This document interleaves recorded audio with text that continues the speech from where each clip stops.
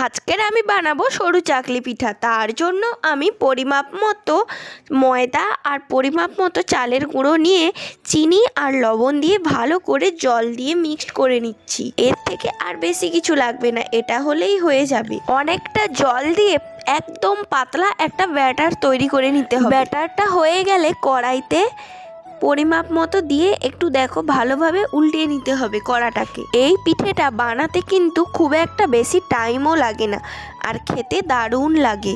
এটা তোমরা মধু কিংবা গুড় বা কোনো তরকারির সঙ্গেও খেতে পারো, খেতে দুর্দান্ত স্বাদের লাগবে। কথা বলতে বলতে আমার পিঠে তৈরি করাটাও হয়ে গেল। আমার চ্যানেলে যদি কেউ নতুন হয়ে থাকো তাহলে অবশ্যই চ্যানেলটা সাবস্ক্রাইব করে দাও আর ভিডিওটিতে একটা লাইক করে দিও। পিঠে তৈরি করা আমার হয়ে গেছে। এইভাবে আমি ভাঁজ তৈরি করে নিয়েছি। আর হ্যাঁ, আমার শরীরটা না একটু অসুস্থ, তাই